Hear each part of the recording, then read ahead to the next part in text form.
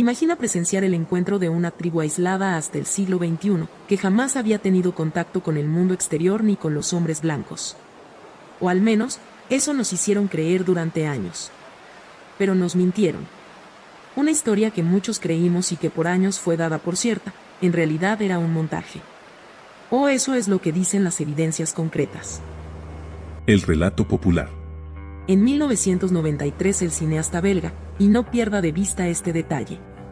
El cineasta Jean-Pierre Dutilleux presentó al mundo un impactante documental sobre la tribu Tulambi en Papúa Nueva Guinea. En el video, los nativos parecen aterrados y desconcertados al ver por primera vez a un hombre blanco.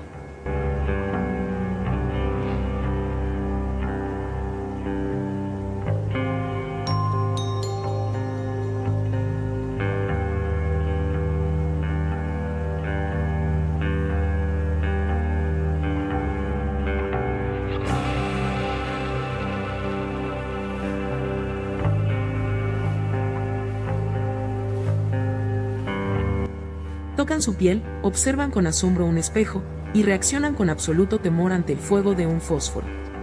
Para muchos, era la prueba irrefutable de un primer contacto con una tribu completamente aislada.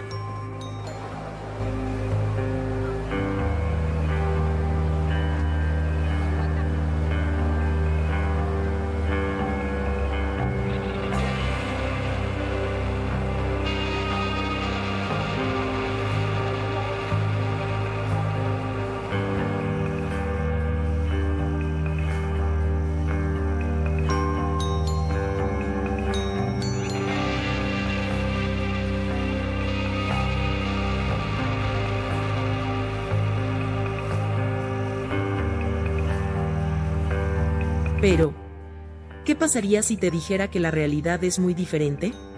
La gran discrepancia en las fechas. Por años, se ha dicho que este contacto ocurrió en 1976, pero investigaciones recientes han confirmado que la filmación realmente sucedió en 1993. El error se debió a una confusión con una nota legal de derechos de autor que mencionaba la ley estadounidense de copyright de 1976, llevándonos a décadas de malentendidos. Y la historia empieza a ponerse cada vez más enredada. Veamos. ¿Los Tulambi creían que los hombres blancos eran espíritus? Una de las afirmaciones más difundidas es que los Tulambi, al ver a los blancos, pensaron que eran espíritus de sus ancestros.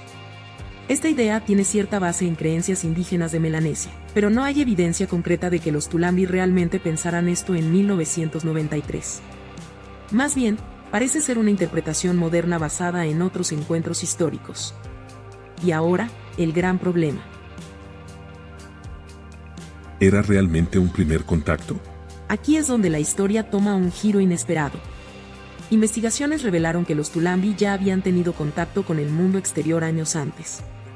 Patrullas gubernamentales australianas registraron expediciones en su territorio desde 1929 hasta la década de 1970. Además, antropólogos como Hadran Mimica, Pierre Lemonnier y Pascal Bonnemer estudiaron y fotografiaron a los Tulambi años antes del documental de Dutilleux. Esto confirma que la tribu ya conocía a los hombres blancos y algunos de sus objetos, como cuchillos y machetes. Entonces, ¿fue un montaje? Lo más impactante es que, según algunos informes, el encuentro pudo haber sido preparado.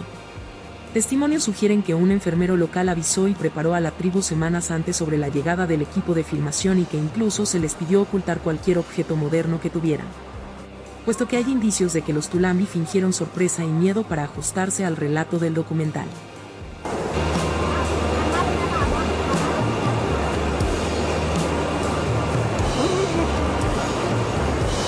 ¿Ahora recuerda el por qué les decíamos que tuvieran presente lo de cineasta? Un miembro de la tribu que participó en la filmación relató que sentía vergüenza por haber tenido que actuar un papel que no correspondía con su realidad. La verdad detrás del mito. Lo que nos vendieron como un primer contacto, era en gran parte, una recreación dramatizada. ¿Los Tulambi eran una tribu aislada? Sí, en cierta medida. ¿Fue realmente su primer encuentro con el hombre blanco? No. Y aunque el documental capturó imágenes impresionantes, la filmación montada está lejos de ser una realidad. Este caso nos recuerda que la historia puede ser moldeada por quienes la cuentan, pero hoy, desmontamos el mito y revelamos la verdad.